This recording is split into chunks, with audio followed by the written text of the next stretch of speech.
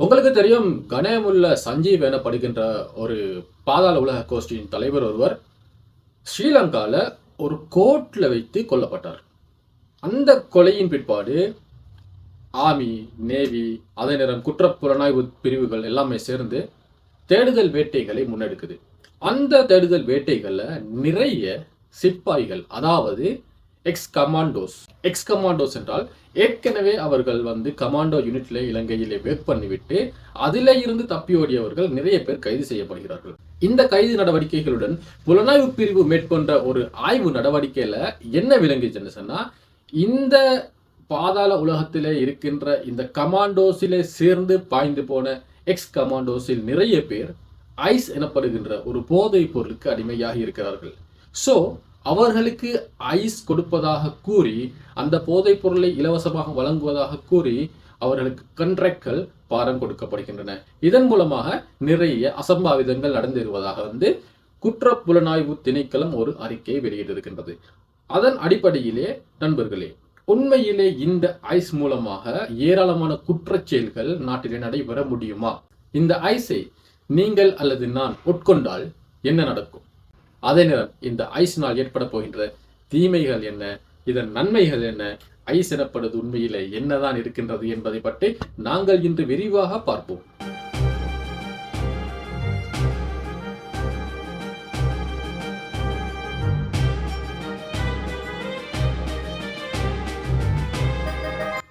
Hello friends, எல்லார் மூலமாகவும் ice என அழைக்கப்படுகின்ற இந்த மெத்தன்ஃபெட்டமைன் எனப்படுகின்ற கிறிஸ்டல்ஸ், இது ஒரு வகையான போதைப் பொருள்.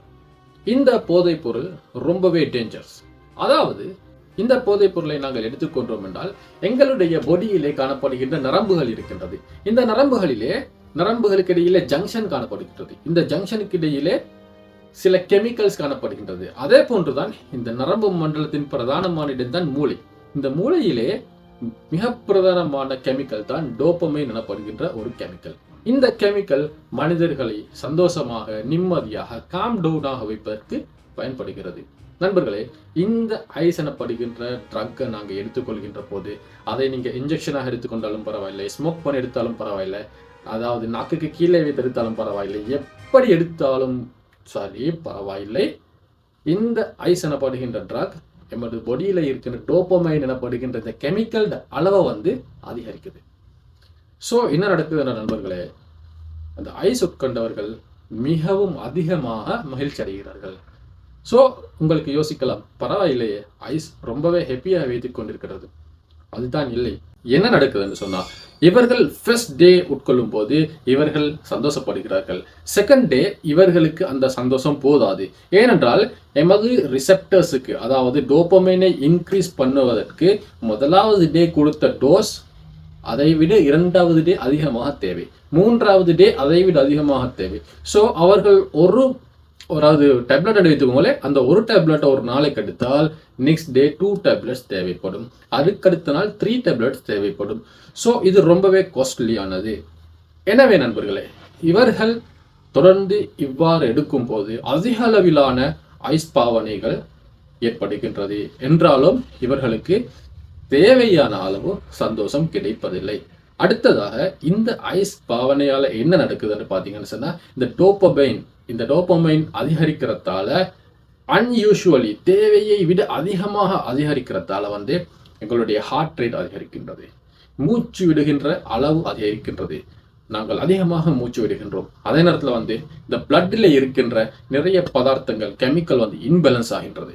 அதே நேரம் இந்த பிளட் என்ன செய்கின்றது என்றால் மூளையிலே போய் கட்டியாகின்றது. அதனால ஸ்ட்ரோக் ஏற்படுகின்றது, ஹார்ட் அட்டாக் ஏற்படுகின்றது, உடலிலே வயது முதிர்ந்த தோற்றத்தை உண்டாக்குகின்றது. நாங்கள் ஒரு இளைஞர்களாக இருந்தாலும் கூட அவர்கள் சோர்வடைந்த ஒரு வயது முதிர்ந்த தோற்றத்தை கொண்டவர்களாக மாறுகின்றார்கள். அதே நேரம் அவர்களுடைய வாயிலே ஒரு பற்கள் எல்லாம் அலங்கோலமாக மாறி ஒரு அமைப்பை ஏற்படுத்துகின்றது. உடல் உருக்குலைந்து சீரழிகின்றது, சின்ன பின்னமாகின்றது. அவர்களுடைய கிட்னி, அதே நேரம் ஈரல், அதே நேரம் நுரையீரல், ஹார்ட், பிரெயின் எல்லாமே பாதிப்படைகின்ற. அது மாத்திரம் அல்லாமல் அவர்களுடைய சைக்காலஜிக்கலாகவும் அவர்கள் பாதிப்படைகிறார்கள். உதாரணமாக அவர்களுக்கு அன்யூஷுவல் சவுண்ட்ஸ் கேட்க ஆரம்பிக்கும். யாரும் ஒன்றுமே கூற மாட்டார்கள், ஆனால் அவர்களுக்கு சவுண்ட்ஸ் கேட்கும். யாருமே இருக்க மாட்டார்கள், சில பேய்கள் விளங்குவதாக கூறுவார்கள். சிலவற்றை அன்யூஷுவலான விடயங்கள் அவர்களுக்கு தோன்றுகின்றது. அதே நேரம் அவர்கள் ரெஸ்ட்லெஸ்ஸாக இருப்பார்கள், சரியாக எக்ரசிவாக இருப்பார்கள், சரியான முறையிலே கோபப்படுபவர்களாக மாறுவார்கள். அதே நேரம் அவர்கள் அரகண்டாகி நிறைய பிரச்சனைகளை ஏற்படுத்துவார்கள். அதே நேரம் அவர்கள் ஒரு கிரைமை செய்யறதுக்கு யோசிக்க மாட்டார்கள், அவசரமாக கிரைமிலே ஈடுபடக்கூடியவர்களாக மாறுவார்கள். அதே நேரம் களவு, கொள்ளை, கொலை போன்ற விடயங்களிலே ஏராளமான விடயங்களிலே அவர்கள் ஈடுபடுவார்கள். அதே நேரம் நண்பர்களே, நீங்க பாத்தீங்கன்னு சொன்னா மென்டலியும் அப்செட் ஆகி பிசிக்கலியும் அப்செட் ஆகி இருக்கின்ற நேரத்துல சப்போஸ் அவர்களுக்கு ஐஸை உடனும் சொல்லி அப்படியே விட்டுட்டாங்க அப்படின்னு சொன்னா, அப்படி இல்லைன்னு சொன்னா அவர்களுக்கு ஐஸ் ஒரு குறிப்பிட்ட பீரியடுக்கு கிடைக்கல அப்படின்னு சொன்னா என்ன நடக்கும்? அவர்களுக்கு தேவையான அந்த டோபமைன் பொடியில இல்லை. ஏனென்று சொன்னால் இயற்கையாக டோபமைன் சுரப்பது பொடியிலே குறைந்துவிடும். இந்த ஐஸ் வந்தால்தான் ஸ்டிமுலேட் ஆகி இந்த டோபமைன் கூடுகின்றது. ஸோ என்ன நடக்கும்னு சொன்னால் அவர்களுடைய மூட், ஹாப்பினஸ் எவ்வாறு வருகின்றதோ அதுக்கு ஒப்போசிஷனாக அவர்கள் டிப்ரெஸுக்கு போய் வருவார்கள். அந்த டிப்ரெஷனுக்கு போயிடுகின்ற நேரத்தில் அவர்களுக்கு என்ன நடக்கும் என்று சொன்னால் சூசைட் தோட், அவர்கள் தன்னைத்தானே கொலை செய்ய வேண்டும் என்கின்ற அந்த தோட்ஸ் உருவாகின்றது. இதன் காரணமாக நண்பர்களே அவர்கள் சூசைடுக்கு அட்டம் பண்ணுவாங்க, சூசைட் பண்ணிக்கொள்வாங்க. இவ்வாறான மிகவும் டேஞ்சரஸான சைடு எஃபெக்ட் இருக்கின்ற ஒரு போதைப் பொருள் தான் இந்த ஐஸ் எனப்படுகின்றது. உண்மையிலே இந்த ஐஸ் மெடிசினிலே கொஞ்சமாக யூஸ் பண்ணப்படுகின்றது. சில சைக்காட்ரிக் டிஸார்டர்ஸ் யூஸ் பண்ணப்படுகின்றது, சில விடயங்களுக்கு யூஸ் பண்ணப்படுகின்றது. என்றாலும் இது ரொம்பவே அடிக்டிவானது. இதை பழக்கப்படுத்தி கொண்டால் விடுவது கஷ்டம். ஸோ உங்களுக்கு யாருக்காவது இந்த ஐஸ் அடிமையாக இருக்கிறீங்க, உங்க ஃப்ரெண்ட்ஸ் அடிமையாக இருக்கிறாங்க, யாராவது ஐஸ்ல ஏதோ ஒரு இன்வால்வ்மெண்ட் இருக்கிறது, அதை நீங்க விடணும் அப்படின்னு சொல்லி ஆசைப்படுறீங்க அப்படின்னு சொன்னா நீங்க கட்டாயமாக ஒரு டாக்டர் அணுகுங்க. அந்த டாக்டர் மூலமாக இந்த ஐஸ் போதைப் பொருளிலிருந்து விடுவிப்பதற்கான வேண்டி நேஷனல் வைஸ் ஒரு ப்ரோக்ராம் நடந்து கொண்டிருக்கின்றது. அந்த ப்ரோக்ராம்ல இன்வால்வ் ஆகுங்க, அதற்கான கைட்லைன்ஸ் அழகாக கிடைக்கும். அவ்வாறு இன்வால்வ் ஆகாம இருந்தால் கண்டினியூஸாக யூஸ் பண்றீங்க அப்படின்னு சொன்னா நீங்க எண்ட் முடிவு எப்படி இருக்கும் என்று சொன்னால் ரொம்பவே டேஞ்சராகத்தான் இருக்கும்.